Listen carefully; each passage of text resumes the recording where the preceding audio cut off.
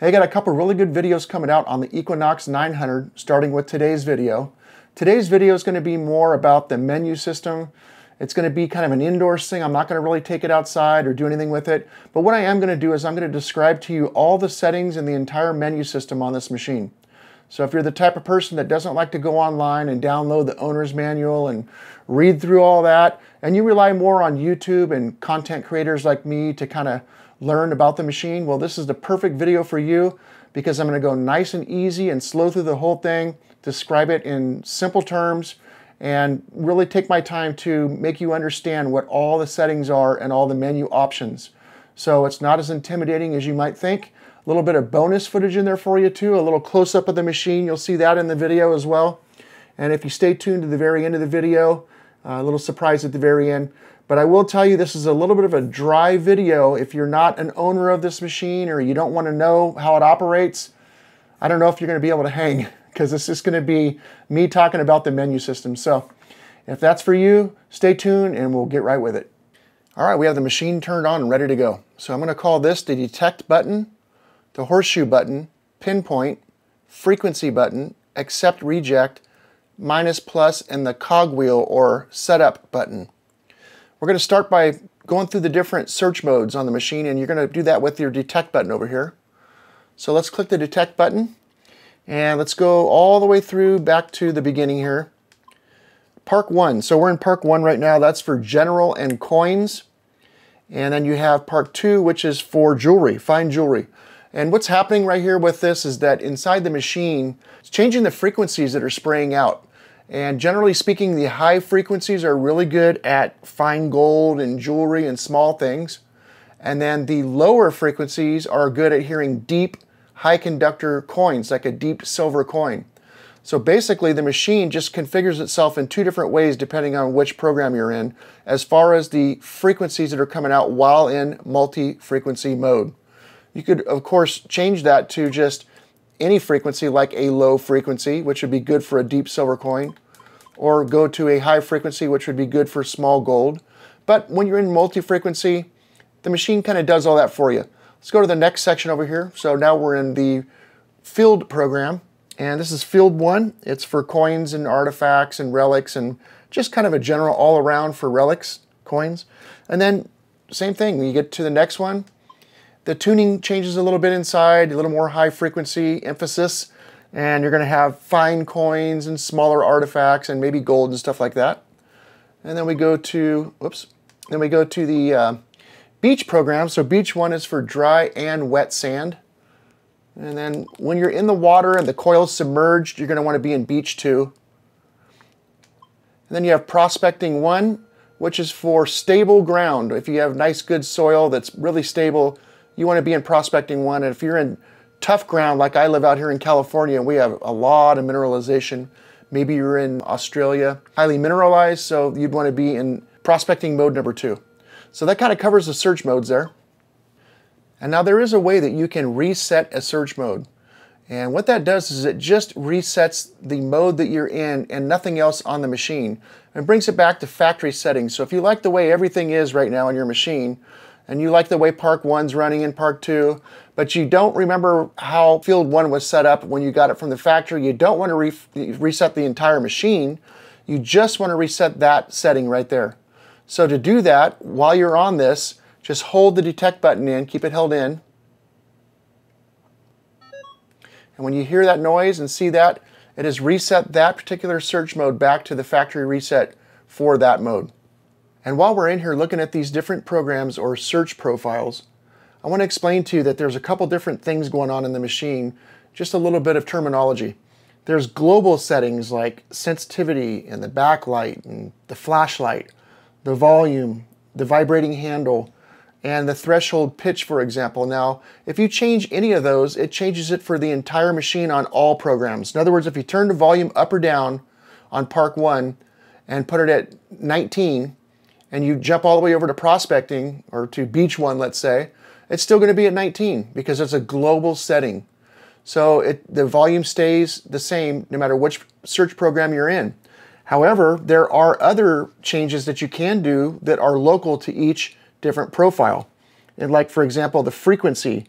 the noise cancel, ground balance. And by the way, we'll talk more about this later, but anytime you change a frequency, you need to do another noise cancel. Keep that in mind, and you should do a ground balance as well. So every time you change profiles or the frequency, you need to do a new ground balance and noise cancel. And actually the way you want to do that is noise cancel first and then ground balance. Other things that are local would be like your tone volume, your target tone, the tone pitch itself, the discrimination pattern on each search profile, and your tone breaks that are in that pattern. Let's see, recovery speed, iron bias. These are all things that are local to each profile. So we'll just call those local and we'll call the other ones global. Okay, to change frequencies, you would use this button right here. You can see right now we're in multi-frequency. Watch the center of the screen right here. 4, 5. This is in kilohertz, 10 kilohertz, 15 kilohertz, 20, 40, and then back to multi-frequency. When you're in multi-frequency, it's spraying out several different frequencies at once. We don't know what they are. It's a trade secret with the company. And just rest assured that every time you're in a different search profile, multiple frequencies are coming out that are tuned specifically to that profile. So while you're in here, I want to say again, if you're going to change a frequency to like 5, make sure as soon as you change it, you go and do a noise cancel and a ground balance right after. That's super important. Now I want to show you that in Park 1, we're in 5 kilohertz. If I jump over to Park 2 and change that one to 10, remember, these are local settings. So now as I jump across through all this and come all the way back around again, you'll see it's still in 5 and still in 10. So these are local settings that stay on each of those search profiles. Let's put those back to multi-frequency.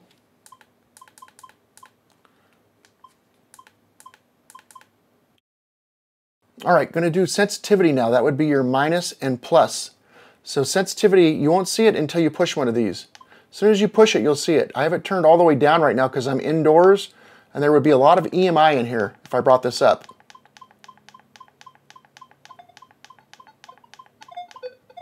You can hear the EMI coming in. I'm going to turn the sensitivity back down.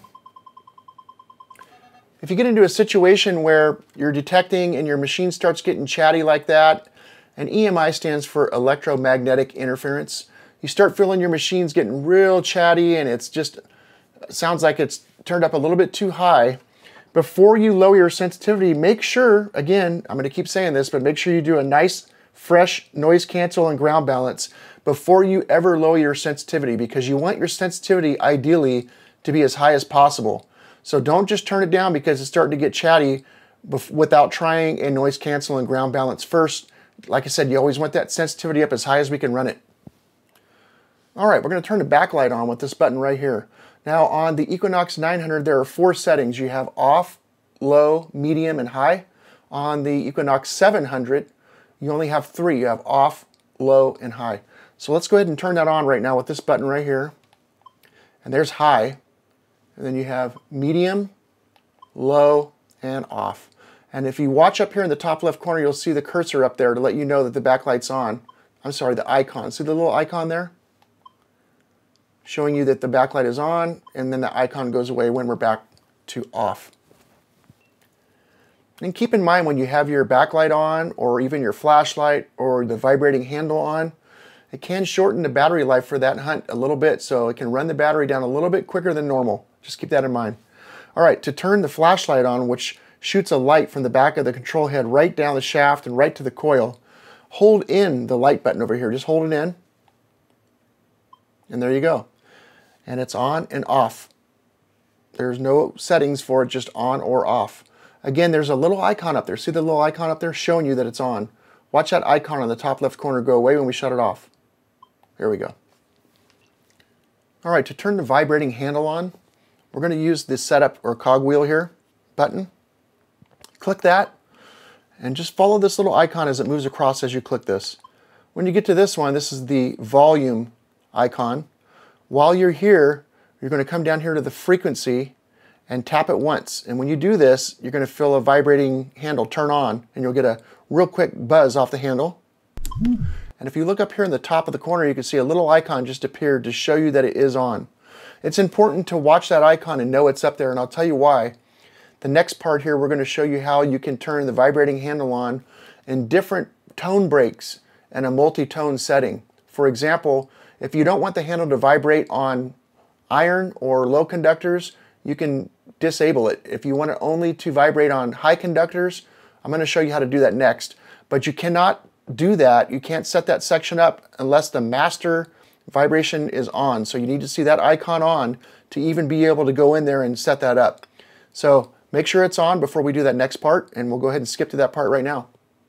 All right, while we're still in this section down here in volume, we're going to go ahead and hold in the little setup cogwheel here and go into the advanced volume. Watch the little line up here at the bottom. There it is. And now we're in an advanced section. You can toggle through the steps of this particular machine is set up right now on a program where it has 5 tones, and I can see that on the screen right now. And if I use the accept reject button over here, I can toggle through those tone sections. There's the second one, third, fourth, and last. So these are the tone sections, 1, 2, 3, 4, and 5. What does that mean? That means that the machine's telling you when it's iron down here, it'll give you a low sound. And then if it's something that's a low conductor, it'll give you a little bit higher, but still pretty low sound. Something up here in the middle is going to give you a middle tone. And then the tones start getting higher over here and really high over here. So the machine makes 5 tones, depending on what you're swinging over. So while we're in here right now, we're going to turn the vibrating handle on or off for each one of these sections that we want it to be on. Right now, in tone 5, you can see it's on. And as we toggle through this, in the iron, it's not on. Again, we'll go to the next section. It's not on. When we get up to the mids, it's not on. Let's say we do want it on.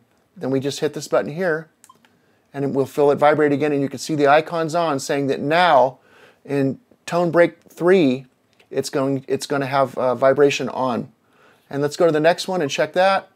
It's on, and then of course the last one, it's on. So it's going to vibrate on all the stuff from here up, but on the lower stuff it's not. So anyway, that's how you do the vibrating handle in the tone breaks. All right, you can see a little icon over here. It looks like a person's head. That's a user definable button that will allow you to save one of these programs the way you want it, so that you can quickly recall it by just hitting that button. So let me give you a good example of that. Let's say we're out at the beach. And I'll tell you what, let's go to beach 1. We're at the beach and we're in the wet sand and we're doing really good. And we're working our way up to the dry sand and not much is going on, and you're still going up, and all of a sudden you find yourself in a situation where you're in more of a Park 1 setting because the sand kind of stopped and now it turned to dirt. And there's a little bit of grass right there at the edge of the beach with some picnic benches, and you don't want to hunt in Beach 1 anymore. You want to be in Park 1 because you think that there might be some coins up there in the area right where the grass starts and the sand ends. So what we can do, for example, is save. Let's go jump back over to Park 1 and have it all set up the way you want. Let's say we're going to really try to find deep silver today in this setting. So what you would do is you go to the frequency, and we're going to say, hey, we only want to hear 5 kilohertz today. That's what we're going for, trying to find that deep silver up in the grass. And you have everything else set the way you want it, and then you come over here and we're going to save it by holding this in. You're going to listen and watch what happens. Just hold it in. So it made a noise, and then now you have an icon up there saying that that has been saved to this button. So had you already had that set up and ready to go, back in our scenario we were just talking about, we're in beach 1 and we're in the wet sand and we work our way up to the dry sand, and now we're in the grass. We quickly just switch this, and now we're in Park 1 with 5 kilohertz. And when we're all done, we want to go back down to the sand, we just one button click and you're right back in the sand. So that's what's useful about that button. Very powerful feature. If you want to overwrite this with another program, no problem. Just pick a different one. And let's say we change this one up to 20. And we're in Relic 1, 20. And if you hold this in, it's going to overwrite what you already had. Now, that user definable button is this setting right here. So if we go back to the beach thing again, and we're on the beach, we're detecting, and we get up on the grass and you hit this, it's not going to be in park anymore because you overrode it. Now it's field 1.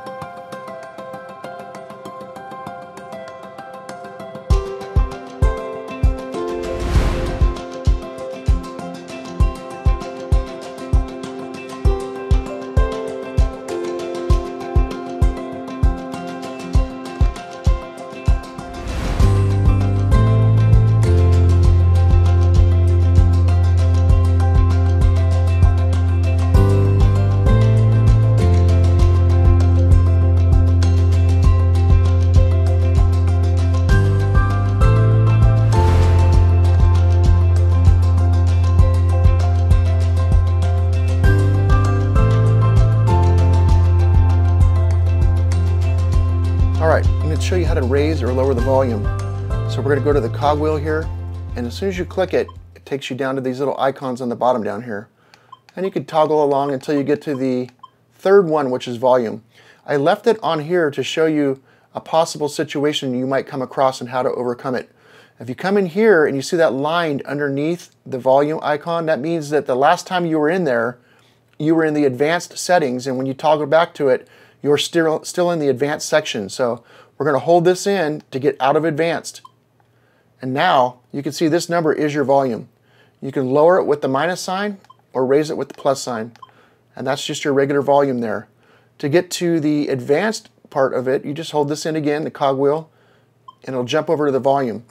Now you can see the tone breaks are on here again, and we can toggle through those like we did earlier with this. Tone 1, 2, 3, 4, and 5. And you can set a volume for each section. So if you don't want the iron to be very loud, you notice that right now it's only at 12. The volume on this section is 25. And you can see that the mid conductors for some reason are at a volume of 17. We'll bring that back up. And then we go to the last 2 sections here, and they're full volume.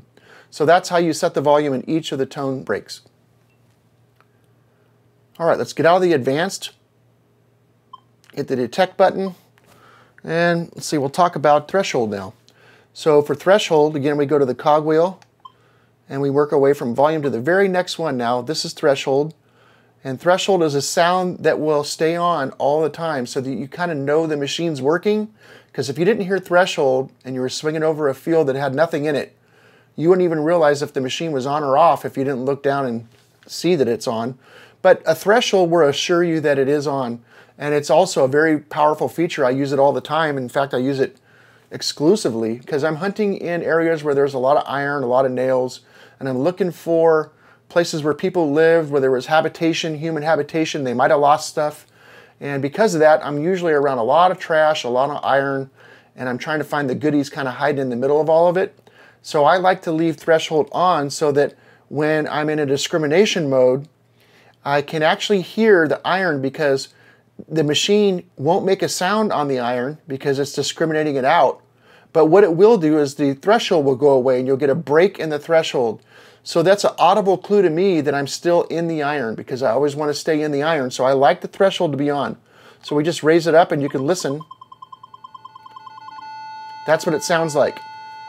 Let's lower the volume just a little bit. And I'll tell you what, now we're going to go into the advanced part so we can change that tone. So hold this in. So now this is the pitch, that's the actual tone you hear. I don't know what it is factory. I think it might be 4 from the factory. I like 6, but you don't want it too high. The reason you don't want it too high, you want to keep it down here somewhere, is because these are tones that you probably wouldn't want to dig anyway ever, because they're too low and they're down in the iron section. If you wanted your pitch, your threshold pitch to be way up here at 20, and it was making that sound all the time in your ear while you're swinging it to let you know it's on, well, if you swing over a 20, you wouldn't even know it, because that's already on 20.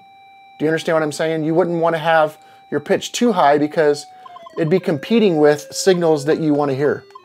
So you want it low down here because you don't want to dig a 5, so it's okay to leave the threshold on 5. Let's get back out of there. And let's go ahead and turn this down. And back to the detect button. All right, now I kind of skipped ahead a little bit, and I hope I didn't confuse you, but a few times now I've talked about 5 tones and the 5 tone sections. So we're going to discuss what that really is now. And we're going to go to the cogwheel here, and we're going to go to, let's see, past volume, past threshold. The next one is your tone section here. Now you can see that right now we're in 5 tones.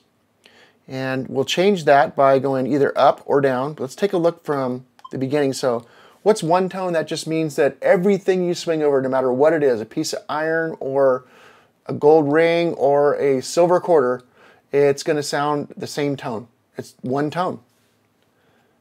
Now when you get to 2 tones, you could say, hey, wait a minute, now I got 2 tones.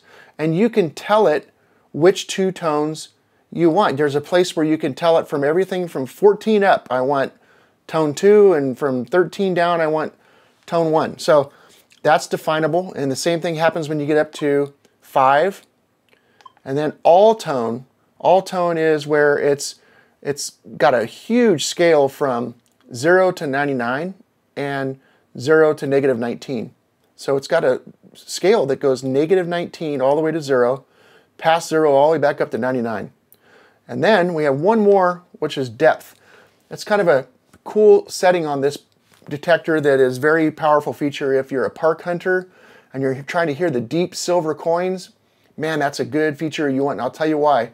Is if you're getting sick and tired of digging quarters or dimes, you know, and you're trying to get the silver ones, and every time you hear a good number on here and it sounds good, nice high conductor sound, and the number looks good, and you dig it, it's always in the 1 or 2 inch range, and it's always a new common clad coin, but you want the silver, right? So with this setting right here, the deep coins are really quiet and they sound amazing on here. So basically what happens is you can hear depth now. So a shallow coin is going to be loud and a deep coin is going to be quiet. It still has the high tone and the numbers are okay. It's still showing you the good number and the tone sounds good, but it's quiet. So that's a clue to you that that could be a deep silver coin instead of a shallow clad coin. So that's what the DP is. All right, so now let's go into the advanced part of this section. I'm going to hold this button in here and we get into advanced target tone. So basically what this is doing is we can toggle through, remember we're in 5 tone, we can toggle through these sections. And these are the tones that are going to play in each section. So right now, anything in here that comes up down here, all the low stuff is going to just make a tone of 1. Just a little grunt, whoop, whoop, whoop, just really quiet.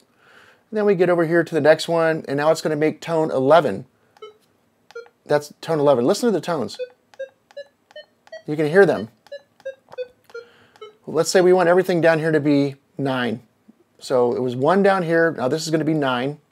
Go to the next section, and we want this part to be, let's say 17.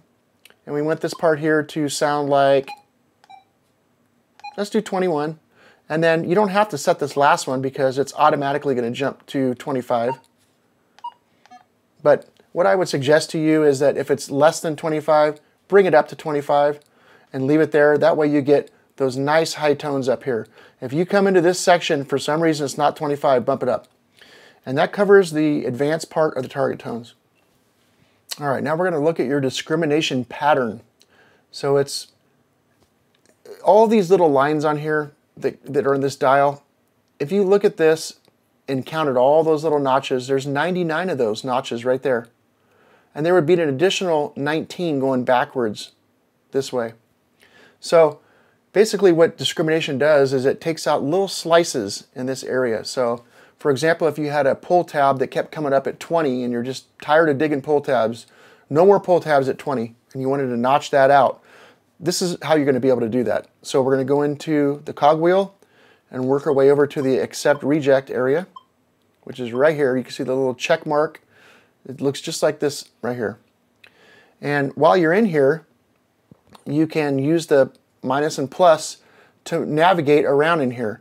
So let's go from -19 all the way up past 0, all the way. You can hold it too. It'll jump up faster. And we said we wanted to get rid of 20. We wanted to notch 20 out because the pull tabs are coming up 20 every time and you don't want to dig them anymore. So now that we're on 20, you can click this button to disable 20, so it won't hear 20 anymore. And you can re-enable it just by clicking it again. Let's say you want to notch out from 21 to 23. So we go up to 21, notch it out, 22, notch it out, 23. That whole section now is notched out. And we'll undo it. So basically that's how you do your accept and reject to set up your discrimination pattern. All right, and while we're in here, let's go into the advanced menu.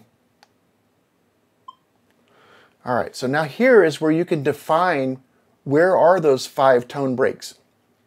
It's actually like where are those 4 tone breaks, because we're in 5 tone and we need to define where the 4 breaks are that make the 5 parts. So if you look at this right now, let's toggle up to the next one here.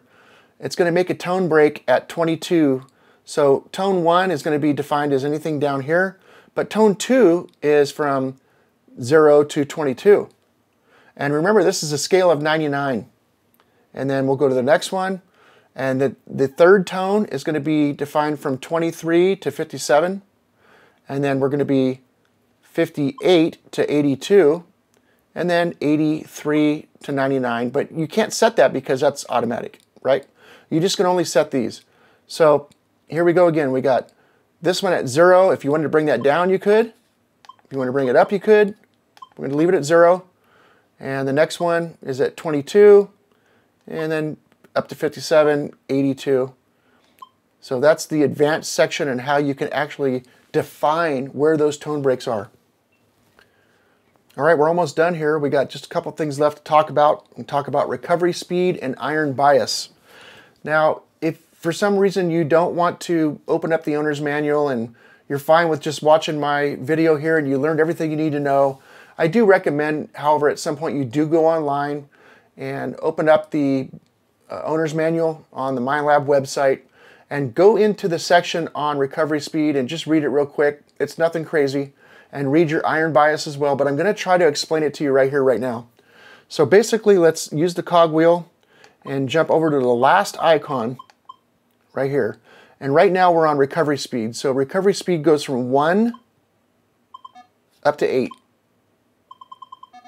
So those are the settings you have. Now, I'm going to do drastics so you understand what the range of it does.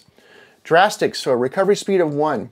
You're telling the machine right now, if you're in recovery speed of 1, that the only thing you really care about right now is depth. You just want deep. You are in a school or a park in a big old field where there's not a lot of signals. You've been there before, and all the trash is there's just no trash there. It's nothing there except those deep coins that you might have missed last time, and you got a big coil on, you're swinging slow, and you're going for depth today. You got your frequency maybe down in the low frequencies, you're trying to find coins. And hey, machine, I want to just really focus on depth right now. And that's what 1 does. It tilts the processor inside to work very hard at depth. Now on the other side of this, let's go to 8. Now you're telling the machine, I don't care about depth anymore. My priority now is I want you to be able to hear things where like silver coins are right next to nails. So I want you to be so fast as a processor that you're able to hear the difference quickly between 2 items that are right next to each other. So I want you to hear the nail here, but I want it to be able to hear the coin right next to the nail. And I know when I ask you to do this, and you focus very hard on being able to hear the 2 separate signals, I know I'm going to lose depth because I'm way up on this end of the scale and I'm tilting the processor heavily to spend all of its processing power on being able to separate those targets that are right next to each other. So again, that's the high separation, and this is depth. So you got to try to find something in here that works for you. If you're kind of worried about a little bit of separation and you kind of want depth too, then 4 is probably a better number. If you're just starting to get into the trash, but you still want your depth, you start creeping up to 5 or 6. It's a balancing act. And again, read the owner's manual for more on that. All right, let's talk about iron bias now. We're going to hold the cogwheel in and get into the advanced. And here we go. You see FE on the screen right here. That stands for ferrous. And ferrous means that it has a lot of iron in it. So iron is the metal that is attracted to a magnet, that will stick hard to a magnet. It's different than, let's say, a silver quarter that will not stick to a magnet. A silver quarter has no iron in it, and iron has no silver in it. So having said that, the circuit that we're going to be talking about right here is designed to ignore the iron part. Now, nails and axe heads and horseshoes and all these things have both ferrous and non-ferrous in them. So a nail, for example, laying in the ground is not going to be, even though it will stick to a magnet, doesn't mean it's all ferrous or all iron. It also has a lot of conductivity in it as well, so it confuses the machine just a little bit. In this section here, it goes from all the way down from 0, all the way up to 9. So 0 to 9 is our range. Running a low iron bias is telling the machine that you really want to hear every single coin right next to a nail. So that allows the machine to hear the nail and the coin, nail, coin, just quickly. But as soon as you start raising this up and telling it to ignore the nail, at some point it's going to just start to ignore the nail. Let's say that right now the nail is getting a little choppy, and right there at 5 the nail's gone. And now when you swing over, that coin that was right next to it, that you heard both of them a minute ago, when you're down at 0, you could hear the nail and then the coin. So boop, beep, right next to each other. And as you brought this up, you noticed that the nail started to go away, but now the coin is not being heard at all. If you move the coin over a little bit and put it over here just another inch away, you might hear the coin as it gets further away. So it's a balancing act here.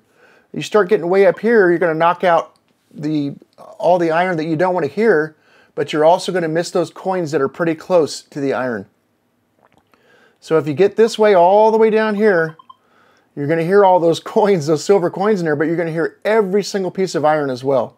So you got to try to sneak up this direction until you get to a point where you can still knock out some of the annoying iron, but still hear that coin right next to it. And I recommend that you do this in a test garden at home. Just put a little area out there in your yard, maybe in a place where you don't have a lot of EMI, and lay a nail down right next to a quarter and test this and see what I'm talking about here so you understand how it works. And if you get up, let's say for example, let's say you're trying to knock out a iron bottle cap and you're in the park. And you swing over the iron bottle cap and it's still there, it sounds loud on 3, you're like, I am done with these iron bottle caps. You listen to it again on 4, it's still there, 5, it's still there, but it's just starting to break up a little bit. You're like, hey, this might be working. 6, now it's really breaking up and the iron bottle cap is not really sounding too good anymore. You get to 7 and you realize, the iron bottle cap is gone. Now that coin that you put right next to that bottle cap, see how far away you have to be to hear that coin. If you lay that coin down over here and you can hear the bottle cap gone, but you can still hear the coin right next to it, as you sneak the coin in this way, slowly but surely, you're going to realize that now, as you come this direction towards the bottle cap, you're going to lose the coin. You bring this down, the bottle cap comes back, but the coin comes back. So play with that a little bit at home and try to learn about, read the owner's manual and try to learn what you can about it and use it to your advantage. I want to tell you also that this mode right here, iron bias, is not going to show up if you're not in multi-frequency. Let me say that again. You have to be in multi-frequency mode to use iron bias and to even see this. So this only applies to multi-frequency. And I would also tell you that don't forget that this button down here, let's go back to the detect screen. This button down here, which is the all metal mode, when you click that, it opens up this bottom section down here so that you can hear the iron down there. It's an all metal. If you click that again, you won't hear all those little staples and tacks and small little bits of iron. It'll knock them out all out automatically by the way that the machine is set up.